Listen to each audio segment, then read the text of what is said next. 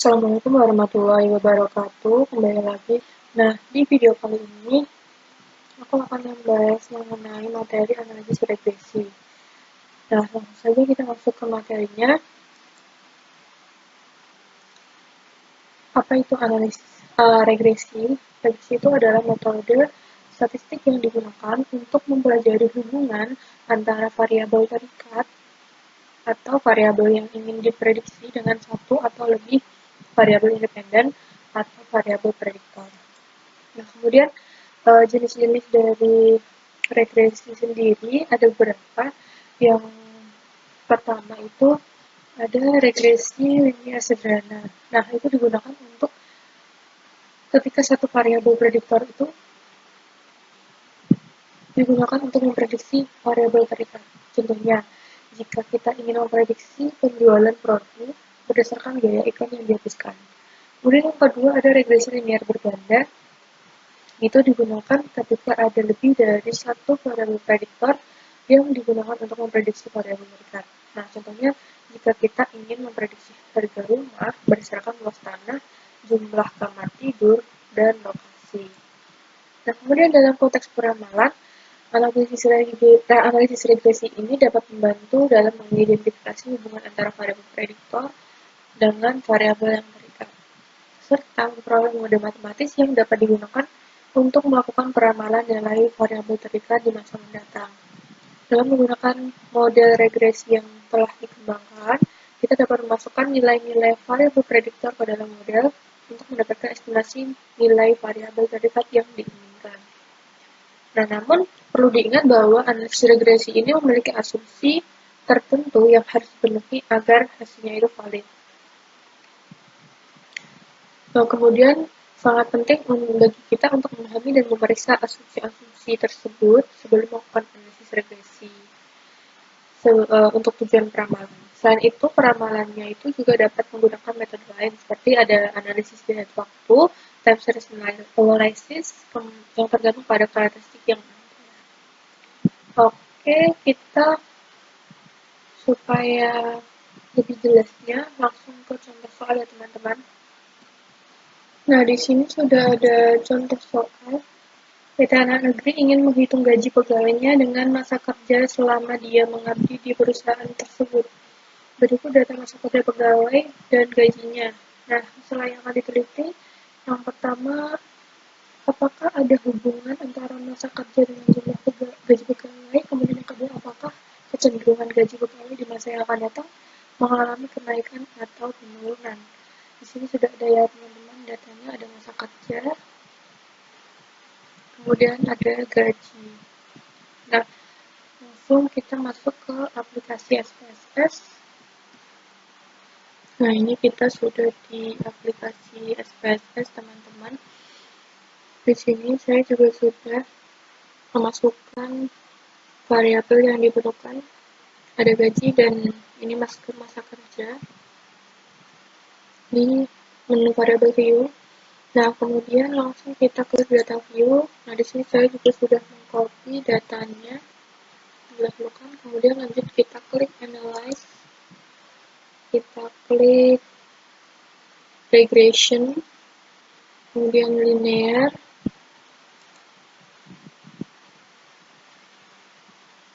kemudian kita klik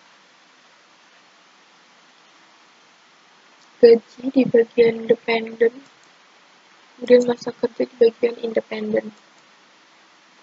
Nah, kemudian kita klik bagian option. Untuk optionnya, bagian stepping method criteria kita pilih this probability of F-nya entry-nya 0,05, ini sudah, kemudian removal-nya 0,10. Kemudian ini include constant in equation-nya kita centang, lalu bagian exclude case list-wise kita pilih. Lalu kita continue, kemudian kita klik statistik. Untuk statistiknya kita klik bagian estimates, kemudian ini ada model fit, kemudian descriptive. Lalu kita continue. kemudian kita klik OK. Nah, ini sudah muncul hasilnya ya teman-teman. Untuk deskriptif statistiknya itu menjawab masalah. Untuk rata-rata gaji adalah rata-ratanya 8,70, kemudian untuk dengan standar deviasinya 3,895. Kemudian untuk rata-rata masa kerja adalah 675,00. Dengan jumlah datanya dari kita ada 20 ya semuanya teman-teman. Dengan standar deviasinya 213,060. Nah, sekarang ke pertanyaan yang tadi, apakah ada hubungan antara gaji dan masa kerja dengan masa kerja? Nah, dari hasil perhitungan itu didapatkan angka korelasi antara gaji dengan masa kerja yang dapat dihitung dengan koefisien korelasinya itu sebesar 0,926. Nah, artinya hubungan kedua variabel itu sangat kuat. Nah, korelasi positif menunjukkan bahwa hubungan antara gaji dan masa kerja itu searah. Artinya jika semakin banyak gajinya, maka masa kerjanya itu juga lebih lama atau meningkat. Begitu ya teman-teman. Kemudian untuk melihat hubungan antara variabel gaji dengan masa kerja signifikan atau tidak dapat dilihat dari angka probability atau signya itu sebesar 0,0 yang lebih kecil dari 0,05. Nah, ketentuan mengatakan jika angka probabilitasnya itu kurang dari 0,05 maka ada hubungan yang signifikan antara kedua variabel ataupun sebaliknya. Kemudian untuk menjawab masalah yang kedua tadi, apakah kecenderungan gaji di masa depan akan mengalami kenaikan ataupun penurunan. Nah, untuk kepentingan tersebut kita menggunakan angka-angka jadi bagian predicted value. Caranya dengan membandingkan antara gaji dan masa kerja. Di penelitian awal, nah itu menggunakan rumus Y sama dengan A plus BX.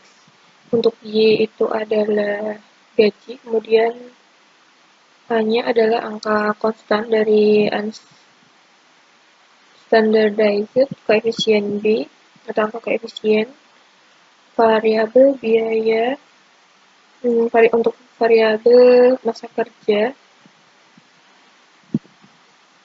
Nah, untuk soal kita ini memiliki konstan min 2,726.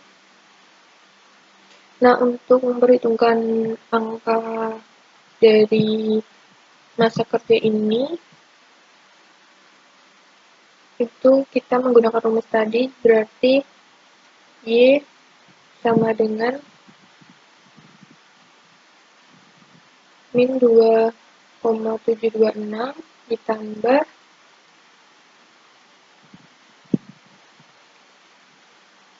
(0,017) dikali 25. Hasilnya adalah min 2,301. Nah, itu untuk soal pertama, teman-teman. Kita lanjut ke soal yang kedua. Soal kedua adalah cari data tentang tinggi dan berat badan teman sekelas. Apakah ada hubungan antara tinggi badan dan berat badan? Gunakan SPSS dan tentukan persamaan regresi untuk data di atas. Apakah regresi yang didapat signifikan? Gunakan alfanya adalah 0,05. Nah, ini aku udah masuk di menu variable view. Aku sudah memasukkan data-data yang diperlukan, ada mahasiswa, kemudian tinggi badan, berat badan. Ini ya teman-teman. Kemudian klik di bagian data view. Ini aku juga sudah memasukkan data-data yang kita perlukan. Nah, ini langsung saja kita klik bagian analyze seperti tadi, kemudian kita klik regression linear. Nah, ini untuk tinggi badan kita masukkan di bagian variabel dependent, jadi berat badan di independen. Kemudian untuk mahasiswa ini kita di bagian case labels. Nah, kemudian kita klik option.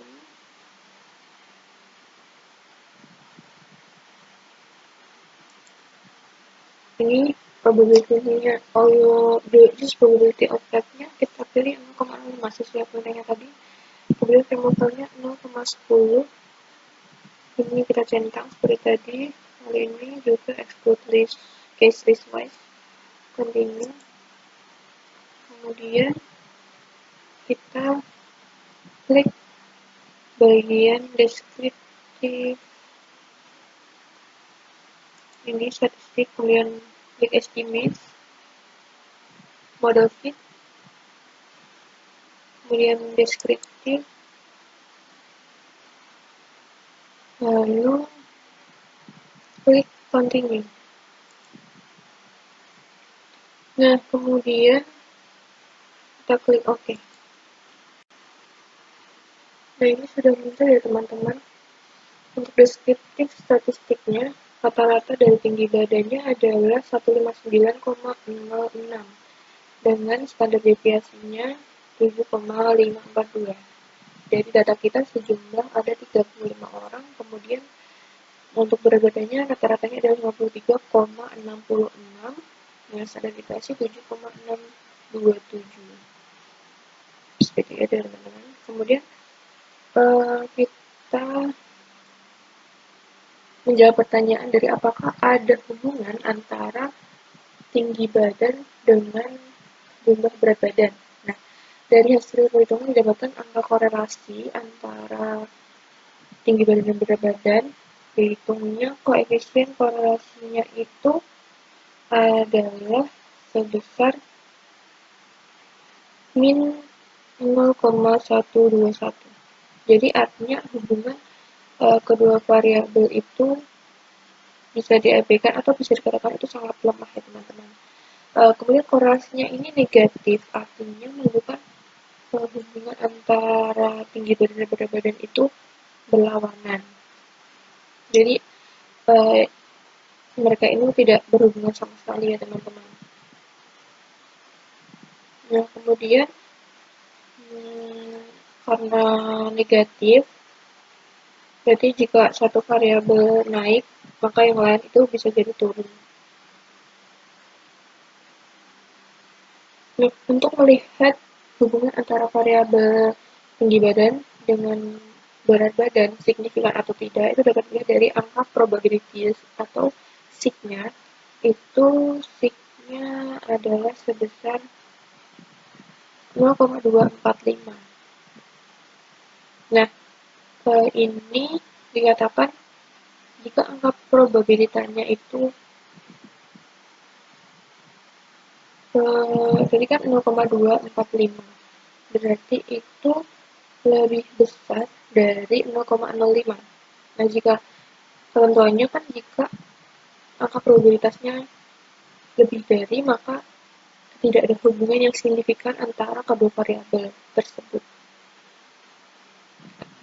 Terus sebaliknya. Nah, kemudian untuk menjawab soal yang kedua, apakah kecenderungan tinggi badan di masa yang akan datang mengalami kenaikan ataupun penurunan? Nah, itu dapat digunakan predict value untuk menjawab pertanyaan tersebut. Maka kita dapat menggunakan rumus Y sama dengan A plus BX. Untuk Y itu adalah tinggi badan, kemudian B adalah angka konstan dari unstandardized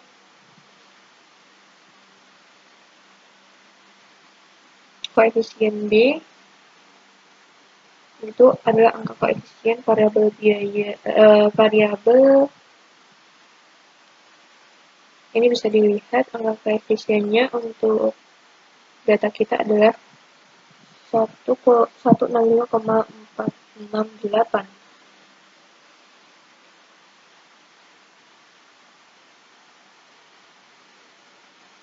Kemudian ditambahkan A adalah dari berat badan.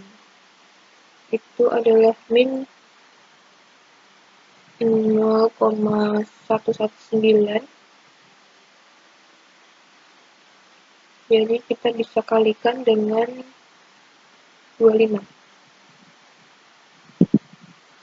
Berarti Y sama dengan 165,468 ditambah min 0,119 dikali 25, ketemunya adalah 162,493. Nah, seperti itu ya teman-teman. Sekian video pembelajaran dari analisis regresi kali ini. Semoga bermanfaat. Terima kasih sudah menyaksikan dan memperhatikan.